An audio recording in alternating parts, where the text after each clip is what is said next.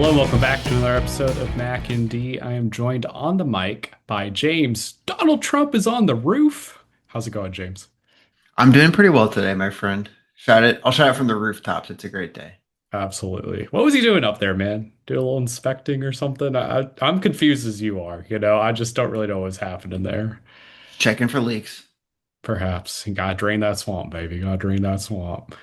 A lot of stuff going on in the NFL. I mean, we can just run through some recent news just in the last week. It feels like it's been bustling, especially as we start reaching actual preseason games. First one, I don't know what's going on in the whole Cowboys situation. I just kind of usually allow that theater to happen in the background, and I'm just kind of half listening. But we got a Micah Parsons trade request from the Dallas Cowboys. What's going on here, James? Money fixes all issues. Money will resolve this issue. Yeah.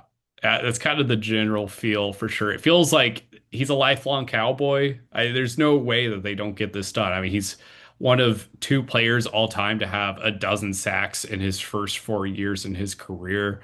They can't let him walk, right? Like, even with this public demand for a trade that he did, like on social media or whatever, like, he's so good. You can't just, if you're Jerry Jones, you got to swallow your pride a little bit, right? You do, but is he known for swallowing his pride? I mean, if you're asking him, he's the number one scouter of all time, the number one GM, number one owner. I mean, there isn't a lot of hubris there by any means. I just can't believe that we've gotten to this point, right? Like, I get it. You're paying Dak, you're paying CD Lamb.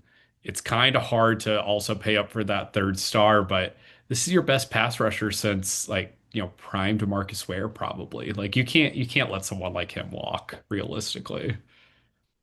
Like, could you imagine how devastated it'd be if he went over to like the Philadelphia Eagles or like the Washington Commanders, and then you just had to face him twice a year? Yeah, the Eagles would be the most brutal. I mean, hands down.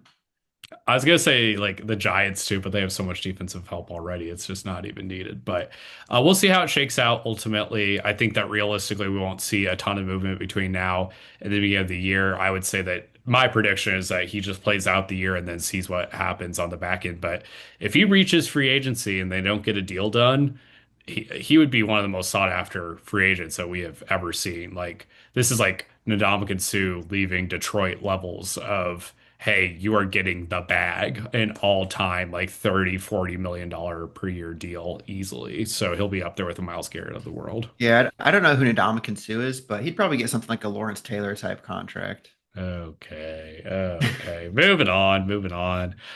We got the ultimate quarterback battle, James, going on. It's going on in Indianapolis. It's not that unexpected. We have Danny Dimes versus Anthony Richardson, which is basically the equivalent of whenever you're doing a road trip and you get off on an exit, you're really hungry, and your two options are Arby's and White Castle. Like, it's a tough, tough draw, man. They are saying that Anthony Richardson's going to start one of the preseason games, and then Danny Dimes is going to start the other, and then they're going to see what shakes out. Neither quarterback seems to be gaining control in this race to the bottom. What do you think happens here in Indy? Who starts? Stoppable force meets movable object on this one. This is one of my favorite parts of training camp right now because the highlights coming out are just so horrendously bad. I think Anthony Richardson probably wins it and then quickly gives it away, and Danny Dimes just kind of middles around with it until they end up getting like Josh Dobbs or something in a trade, and he starts for like 5 games. It's just I don't think it's gonna be fun to be an Indianapolis fan. Ryan Fitzpatrick's going to unretire and come on in. Yeah, I think that for real life and fantasy purposes, Anthony Richardson just makes a lot more sense. Danny Dimes is a known product at this point, right? Like, he got the injury, whether it was like the one to his neck or one of the other ones that he's had to his arm. He's a known commodity. He can't throw the ball more than 10 yards down the field anymore. His first, second, and third item that he wants to go to is to run. he can't even do that all that well, at least in comparison to Anthony Richardson, who has like the ultimate speed in all of the NFL. And I just don't see him running an efficient offense by any means. Anthony Richardson, I also don't think he can run an efficient offense necessarily at this point, but at least there's a chance that he could have some level of internal improvement, which we have a lot to see in terms of his discipline, his competitiveness, and just his overall ability to commander an offense. So it's a race to the bottom. It's tough. It's going to be a lot of JT, it feels like all year long, which is kind of my takeaway here. I mean, I don't know what other takeaway you could have. There's one Colt receiver that I wouldn't mind drafting that we'll talk about later. But I mean, it's like dart throw type drafting. It is not go get this guy. Yeah, a lot of good wide receivers on that offense that we might just not get to see a lot this year outside of some 80, 90-yard chucks, which is tough. Speaking of wide receivers, we had the wildest suspension of the season so far today. We had Jordan Addison getting suspended by the Minnesota Vikings for the first 3 games of the NFL season. This is not unexpected. Most people were saying he was probably going to get suspended 2 to 3 games, which is roughly the first month of the entire season. What was your takeaway with this one, James? It felt, I guess, kind of light, but I think it's the CBA agreement was 3 for your first offense or something like that. Someone needs to take the keys from all these young receivers. I don't know. It's getting ridiculous. There's an epidemic going on. Yeah, when you're making that kind of money, it's like really you can't afford like $500 to pay your buddy to drive your car around. Like I don't know. There feels like there's a lot of good ways to be able to get around nowadays in the era of smartphones, if you will. So very poor decision making, not necessarily a first time offender by any means either. Jordan Addison isn't. So yeah, kind of got off a little bit scot free, but there's always the chance that the NFL bungles this and they do some more suspending or something like that. But for fantasy purposes, which obviously is a terrible segue, but like that's kind of what we do here. Yeah, three games is tough. I think that this bodes well for the running game. I think we'll see a lot of Aaron Jones early on, especially as JJ McCarthy is trying to get his sea legs underneath him. I think we'll see a lot of TJ Hawkinson volume increases. And Jay Jettis is going to do what he always does, right? Where he's basically just pulling the entire offense forward whenever nobody else is able or willing to step up. So I think Addison will be able to slot right in the way that he was originally supposed to into this offense. But I think maybe Addison goes a round or two later now in drafts because of that little suspension tag that he's going to have next to his name during drafts. What round would you take Addison in now that he has this suspension? See, I'm not sure because I don't know what round he was being taken in before, but I mean, it definitely knocks him at least a couple. If you're talking 3 okay games from Jordan Addison, 75 yards a game, you're missing 22 and a half points, probably a touchdown in one of those weeks, if not two. I mean, he's like that big upside guy. So you're missing out on one of those early 150-yard, 2 touchdown type days from him, I think. Yeah, no, I think that's very fair. Right now, he's going in drafts right around like Chris Godwin and Roma Dunze. Dunze kind of a similar guy where it's like, hey, you're kind of betting on future potential rather than past production in a lot of ways. And I think that kind of knocks Addison below a couple of those guys just by virtue of being out. I think it is a bit of a cost benefit analysis, right? It's like, hey, if you're drafting Addison and maybe like Terry McLaurin, that might be a poor choice, right? Because like Terry might end up holding out a couple of games for due to his contract dispute. You kind of want to weigh it. If you have a bunch of guys that are really healthy and ready to go for week one or kind of have some good week 1 through 3 matchups, maybe you take a little bit more of a gamble on Addison and draft him a little bit higher. But I think that sticker shock is going to be sitting in some people's brains, which spoiler also applies for some other guys that we'll be talking about later. Lastly, probably the wildest thing that happened on all of the depth charts. We got the Danny Dimes or Anthony Richardson. We have some weird things going on with the quarterback situation in Cleveland. But we also have the very first unofficial depth charts for the Jacksonville Jaguars. And those came out, and we got CB2, Travis Hunter, and then wide receiver 1, Travis Hunter. What was your initial reaction when you saw this? I actually didn't until just now, and I'm not sure how he's wide receiver one. Though I'm not following that one at all. Like he's listed as like a starting receiver to be clear, and then a backup corner. which I think myself and others really expected it to be the opposite. Hey, he played a ton of corner at an elite level in college, and then he was a very good receiver and then an elite receiver in his last season in Colorado. I kind of thought that cornerback was his more natural position. It was where he was going to fit in a little bit better with the team. But he's running with the ones on offense, James. Like, are we going to see a prime, insane two-way season this year? I mean, there's a chance, right? It's going to be really, really cool until he gets hurt. That's just a lot of snaps on your body.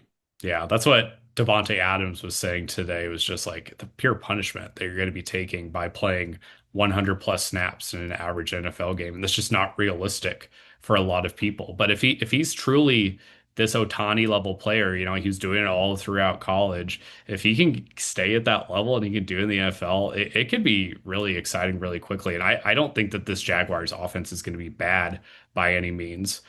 There's also the flip side of this, right? Where it's like, hey, the Jaguars are kind of doing this out of necessity. You sucked on the Gabe Davis deal. You sucked on the Christian Kirk deal on the back half of that one. You got BTJ, you kind of lucked out with that one, and you just kind of need another warm body next to him in order to play some receiver. So we'll see. I have the confidence of T-Law getting him the ball in good positions. It's going to be more of a matter of, hey, can Travis Hunter get leverage on NFL size cornerbacks rather than the Big 12 corners that he's going against all throughout his career? Is that a fair assessment? I think that's pretty fair. Yeah, I The, cooked the on that guy, the one. guy can pinpoint a ball, right? I mean, he'll make some immaculate plays, but I could see him getting bodied by bigger receivers. Yeah, for sure. I mean, what are they going to do? Throw the ball to like Luke Farrell and a bunch of other guys? That depth chart for pass catcher for the Jaguars this year, just pass catchers at large, is it's not great. Like obviously Etienne Jr. is obviously going to get some good passes his way. They signed De'Ami Brown, who was a second half breakout last year. But it gets pretty gross as soon as you just get past those first couple of guys on the depth chart. So you got to throw to somebody at some point. So that should be one to watch for sure. Pivoting a little bit real quick, we're about 2 weeks away from week 0 of college football. I'm very excited for this season because the chaos is going to be off the charts. I think the division between the top teams and the like maybe second tier teams is really, really muddied right now. I don't think anybody feels all that confident in where to rank anybody. And the coaches poll kind of showed that to a degree. We had the first coaches poll come out today, and there was first place votes all over the place for a bunch of different teams. And so 1 through 25 is anybody's guess at this point. We're going to go conference by conference, power conference, the power four as it is now, give our predictions, and then we're going to do some championship predictions as well as Heisman predictions. So, James, start us off where it just means more in the SEC. Who's winning that? I think I'm going to lean towards Texas. I just their normal competition of Bama and Georgia have taken a step back, and Texas I think has taken a step forward or at least flat. So it feels like they should just be primed and ready to win it again or get win it like, for real this time. Yeah, I don't disagree one bit. I think that the thing that it all comes down to this season for a lot of teams, but specifically in the SEC, is quarterback play, right? You got to feel best about Arch Manning versus pretty much any of the other top contenders in the SEC. Alabama, for example, is running out a redshirt freshman in Ty Simpson. We have Gunnar Stockton starting in Georgia this year. He's also a redshirt guy with not a lot of proven potential. So I think there's a lot of good contenders in the SEC, but I think the one that's going to come out on top is just who gets the most consistent quarterback play. And it's got to be Arch Manning and the Texas Longhorns. Concerning part with them, of course, is lost a lot of wide receiver talent. Of course, Isaiah Bond is no longer there. He lost a lot of running back talent, and like Jadon Blue, but I think they can overcome that with just the pure brilliance of Arch Manning. So they are also my pick in the SEC. Moving over to the best conference in the land, my favorite, the Big Ten. Who you feeling in the Big Ten this year? Definitely Illinois, right? Absolutely. I have Ohio State. I think they probably just eke it out. Yeah, it's a fair pick. They have two of the top 3 or 4 players, however you want to shake it out, in all of college football this year, and Caleb Downs and Jeremiah Smith. Both are going to be excellent. Both are going to be fantastic this year. It's really going to come down to quarterback play. Hey, is Julian Sand actually the real deal? I kind of tend to think that he's going to be a bit of a game manager this year. There's just going to be a lot of pressure on his shoulders in order to do a lot in that offense. And they also don't have a lot of running back support this year, which is going to be a little bit tougher. So ultimately, I went over to Penn State for this year, have a little bit more support in the overall offense. They have Nick Singleton coming back, one of the best backs in all of college football last year. And I think the maturity that we saw in Drew Aller down the stretch last year, he was kind of a surprise to come back to college football instead of going to the draft. Probably would have been a second round pick or so. So I'm excited for what Penn State can do. And this might be the year they actually get over the hump. I have them winning the Big Ten and ultimately making it to the championship this year. James, how are you feeling about Illinois' chances this season? You and I were talking about it. I think could see them being a two-loss team. Two-loss team somehow like squeaking it to where they don't make the playoffs because they just get kind of shafted on for not having that playoff history or that pedigree, and then winning their bowl game. Yeah. I think that there is a very good possibility that they make the playoffs. They could actually be a first time playoff maker in this era of the college football playoff. But winning the Big Ten might be a bit of a tall order. There's a lot of solid teams, of course, in the Big Ten this upcoming season. That Altmaier coming back was just so huge for you guys. Obviously lost some wide receiver support with Pat leaving, but gosh dang, does he throw a pretty ball? Like the maturity that we've seen, his step up of going from Ole Miss to Illinois has just been very, very impressive. And I'm excited to see what you guys do this year. James, are you ready for me to be really depressed about Nebraska football this year? I'm very ready for it. I cannot wait. Yeah, I keep going back and forth on being like a little cautious optimism or like, hey, should I just expect another 6-6 season? If if Matt Rule does not go 8-4 this year or better, I really think that we're going to get some really, really ugly moments for Nebraska football this upcoming season. The schedule is not too tough. Your guys' schedule is a little bit more brutal. You got Ohio State, USC, Indiana all mixed in on there, but Nebraska's isn't too tough. We open it against Cincinnati in a neutral site, but then we like basically don't leave the state of Nebraska for like weeks. So it's going to be kind of like that old school Big 12 schedule that we would always kind of load up on easy opponents early on and then kind of ease into the rest of the season. The thing that really grinds my gears, James, is whenever you look at top 10 quarterback rankings, they always put a bunch of unproven guys on there, right? They have Ty Simpson in the top 10 of Heisman odds. They got Gunnar Stockton in the top 10. They have DJ Lagway of Florida in the top 10, but they never put Altmaier or Raiola, Nebraska's quarterback, in the top 10. I don't understand that. Like, I get it, they had moments where they were a little bit rougher last year, but at least they have some semblance of, past success. These other guys have like all five passes in their entire career and didn't even look good in those five passes. I'm really confused by that. It's probably more so the weapons they have, right? You can kind of say, hey, if you're throwing to three or like NFL wide receivers, you're gonna have a better chance to look better than Altmaier or Areola. Yeah. Yeah. So I'm hoping I'm not as optimistic as you are and should be about Illinois. I'm thinking like maybe like an 8-4, a 7-5 type season for Nebraska. We got some tough games, of course, against Michigan, at Maryland, at Minnesota, who's always a thorn in our side. UCLA got better with Nico Imaliva going over to them. And then the game that's going to get ugly, without a doubt, is at Penn State the weekend before Thanksgiving. That might end up being one of those recent classics, at least for Nebraska, like a 52-59-0 drubbing. I'm not looking forward to that one. Running through the rest of these pretty quickly. Who you got in the ACC, James? The only team I can even think of that was decent last year was Miami, so I could see them running it back. Yeah, the consensus here is Clemson. I'm not super sold on them. I think some of their defenders might end up disappointing a little bit. I think that offensive line is kind of overrated. I also went U Miami. I think Carson Beck can do some great things. Of course, they lost a lot on that offense. They lost Restapro. They lost Damian Martinez to the draft as well. But I think they got some great transfers in there, and including North Dakota State's old running back Tamar Brown. He transferred there after having a 1,000-yard season at North Dakota State last year. Absolute stud. I think that Miami it's a perennially overrated team, but like this is a year where I'm very happy to overrate them because I think they're just straight out good. Big 12. I couldn't even name you a Big 12 team. I first put Oklahoma thinking they were still in the Big 12. So I'm going with Utah. I like the pick. I mean, you're just based off of pure coaching ability. I think that that makes a lot of sense. They've had some good succession plan. They got Zach Wilson's little brother on that team at quarterback. I don't hate it. I think they could be a surprise team after being a massive disappointment last year in the Big 12. They were my Big 12 pick last year. I'm going with old tried and true K-State this year. I'm praying that Avery Johnson does not end up disappointing again at quarterback. I think he makes a pretty big leap and gets into that top three of Heisman voting this upcoming season. Speaking of Heisman voting, who you got this year, James, for the Heisman? I just went Arch Manning. I couldn't even name off the people that are the top odds. Keep it simple, man.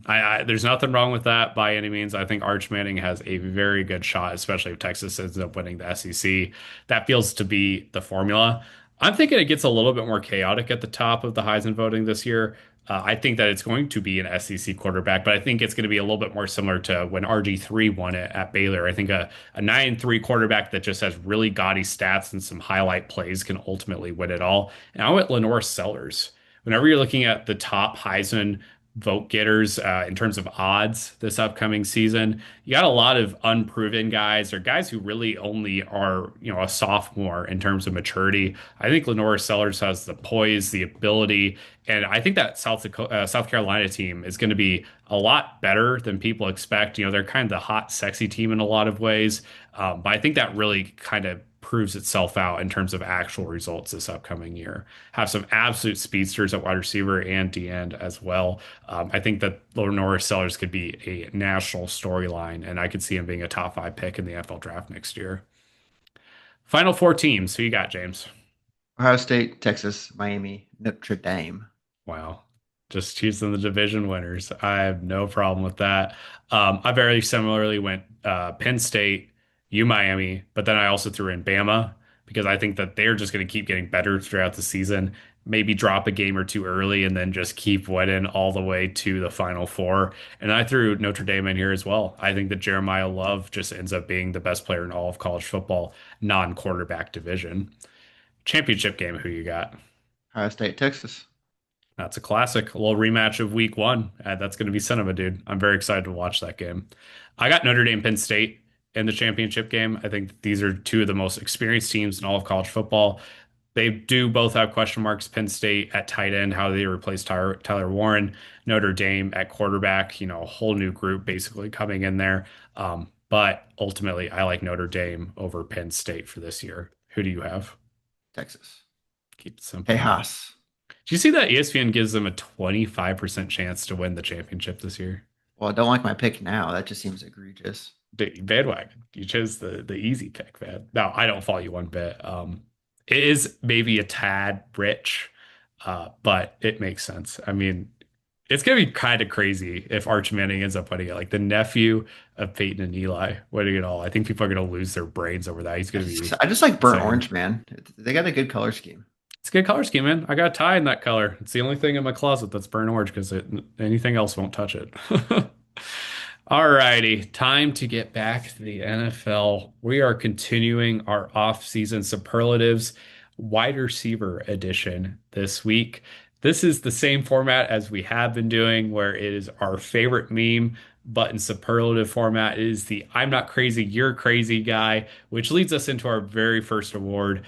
I'm not crazy, you're crazy, underrated wide receiver this upcoming season for fantasy. Yeah, this guy I think could fit actually a few of these categories. But ESPN has him ranked 57th. I have no idea how he's coming into an offense that has a lot of void yards with Tank Dell being hurt, with Christian Kirk maybe being wide receiver two, with Nico kind of being a question mark after he kind of hurt his hamstring last year. Jaden Higgins is a 6'4" absolute monster in a what should be decent offense. Why is he getting ranked with the likes of Cedric Tillman and Jack Beck? I have no clue why, but I will absolutely take dart throws with him. Yeah, no, completely understandable. And I hope you're ready all season long for me to confuse him and Kyle Williams. Gun to my head, I could not tell you which one was on which team. I know they're two separate players with very different skill sets, But in my brain, I can't separate them. In both of my mind, they're the same guy, just copy paste to the next one. But yeah, I was a little surprised to see this too because it's like CJ Stroud, even in a down year with a terrible offensive coordinator, was still getting those wide receivers the ball, man. And so it's like at some point you got to be pretty excited about the possibility of getting the wide receiver two and that Houston Texans offense. The offensive line is obviously still a question mark, but hey, Bobby Sloak Jr. is out of town now, so that's got to go a long way. I think that third year bounce back season is going to be even better than the rookie year for Stroud, which only lends well to what Jade Higgs is going to do. So I like the call a ton here. I won't belabor my Jerry Judy point for this award, but I just think it's crazy what his ADP has fallen to at this point. I get it. He did a lot of his production with James Winston, who is historically really good for fantasy purposes. And this year, they don't have Jameis Winston. They're going to have some mismatched Frankenstein of Joe Flacco, Tyler Huntley's now in the hunt, bunch of other random dudes. But like, it doesn't get much worse than Jameis Winston in 2025. You can't tell me that, hey, Jerry Judy's coming in. He's not going to still get 1,000 yards in that offense, right? And he's going at wide receiver 34 in half point PPR drafts right now. That's in the likes of suspended Jordan Addison, Chris Godwin, Calvin Ridley. I like Judy a lot more than a lot of those guys. Do I think he gets 1,200 yards, 1,300 yards, finishes top five in receiving yards this upcoming season? No, I don't think he does that, but I think he comes pretty dang close still. And people are drafting him as if he's going to have 800 yards this year. Next up, armchair podcast guy. He's just sitting there. He's just a bump on a log. This is the guy that everyone else likes, but you don't. Yeah, top 10 that I'm seeing kind of consensus. Worst case 11, best case 9.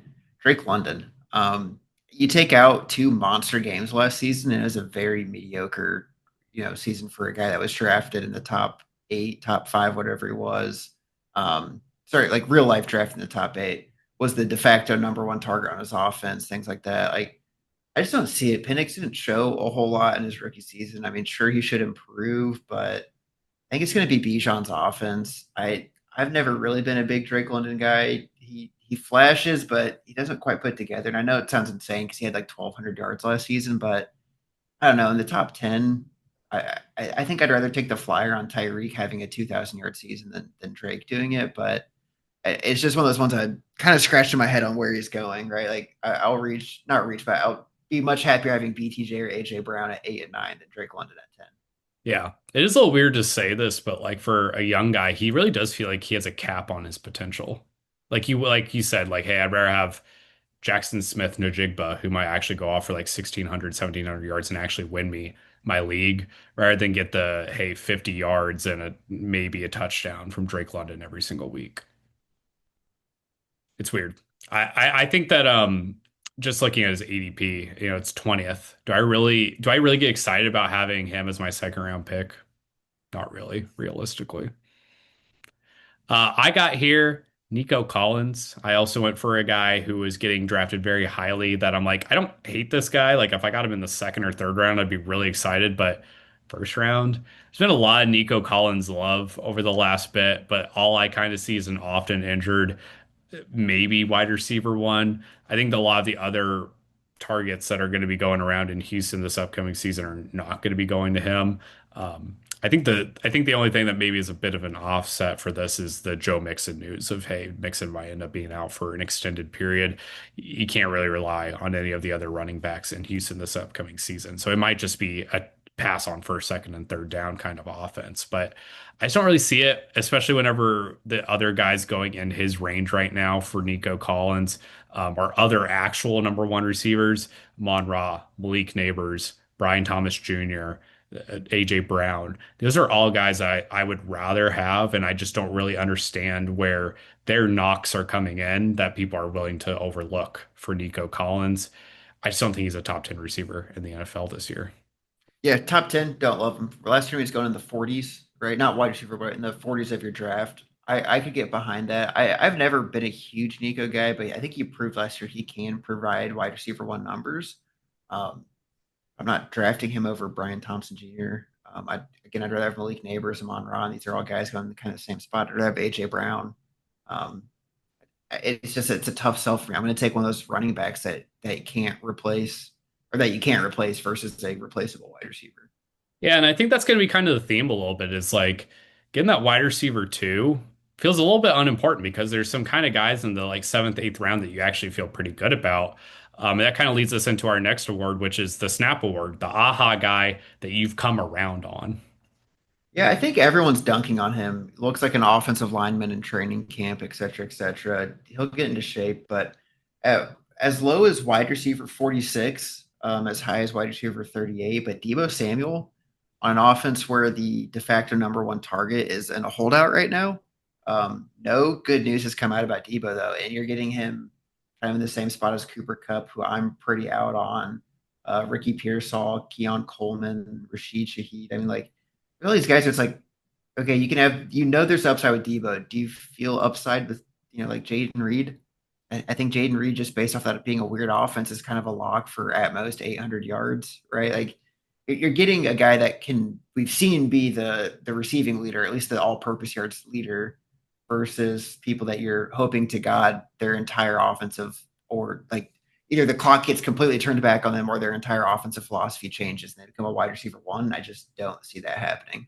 Yeah, I'm glad you put him here because I also wanted to put him as one of my dudes. I ended up ultimately going with Jacoby Myers, though. Jacoby's always been someone I've been a little weird about, whether it's like he didn't have the pedigree whenever he was in New England or the quarterback situation in previous years with the Raiders was really rough. But he was awesome last year, was pretty much one of the only proven commodities on the offense. And I don't think people are fully downloading how much of an upgrade going from Aiden O'Connell to Geno Smith with Pete Carroll there is going to be. Jacoby's basically free right now. Like he's going around pick 100 in drafts, and you're getting a wide receiver one. Like he's a guaranteed 1,000 yards pretty much at this point, and it's just him and Brock Bowers who are going to be catching balls. So I'm a big Jacoby guy for this year. Next award, Dude in a Cave from 300 years ago. This is your certified bum, your certified bust for this year. I don't think I'm going to call him a certified bum. That's it's tough. There was no receiver because for me the bus has to be a top 20 pick. You're not going to be like I picked Chris Olave, knowing his risk and he didn't produce like that bum. You know what I mean? Like you can't do that. So to me, of the top 20 guys, Mike Evans kind of getting older. He could be a DK. I could see having issues just because he's in Pittsburgh now, but maybe he's awesome with Aaron Rodgers. I don't love Terry McLaurin in the top 20 this year. And I was huge on him last year, but we've seen that offense runs through Jaden in the sense of like, there's a lot of games where what the Zaire guy or Zamir, I don't even know, is it Zygus? I don't know. Like, you know what I mean? Like, there's like dudes on this Washington team that would get 20 targets out of nowhere because they don't run through one single receiver. He's holding out, and I think he should. I think he's a great player. At 17, like to your point, I want Jackson Smith and Jigba. I want Garrett Wilson. I want DJ Moore. I want Marvin Harrison Jr. Guys that I feel like didn't peak last year. Like Terry kind of peaked last year. That's the best you're going to get out of Terry McLaurin. That was about a top 10 performance. Yeah. There's not a lot of wiggle room if you're drafting him at 16 to move up. I just don't see it. Yeah, a lot more competition for targets in Washington, it feels like too. Similar vein, I think this guy's a bust, just relatively speaking. I think that Devontae Adams has kind of reached his peak. He kind of saw a little bit of a fallback already last year after going from the Raiders to the Jets. I just think that maybe the wheels fall off a little bit in terms of age for him too. There's also rumors that Matthew Stafford's injuries are starting to catch up to him a little bit. He might not be ready for week one, and that scares me because that means Jimmy G time, and that has not gone well for Devontae in the past. Next Yeah, up, well, Devontae has fallen to the kind of wide receiver two territory on an actual roster, which he never has been. So yes. that's kind of scary. Like if he falls into wide receiver 20 to 25 range, I think I would jump on him. Wide receiver 14 is a bit rich. Yeah, he is going in the top 15. I just don't think he should be. Next up, we got the 6 p.m. to midnight Horny Bonk Award. Guy that you really like, but honestly probably shouldn't. So we talked about the abysmal quarterback room that the Indianapolis Colts have.